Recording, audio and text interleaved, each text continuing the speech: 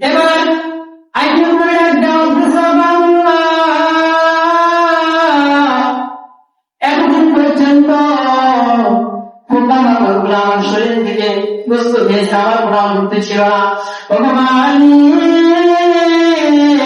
আমার এই শরীর আপনি দিয়েছেন, আপনার শরীর আপনি নিয়ে গেছেন, আমার কোনো সমস্যা নাই। পোকামাকড়রা এমন জায়গায় আঘাত করেছে যে জিব্বাটা আমি মালিক আপনাকে রাখতেছি। এই জিব্বাটা আপনার থেকে করে আমি মালিক আপনাকে রাখতে। এই জিব্বা না থাকলে আমি কিভাবে আপনাকে রাখবো?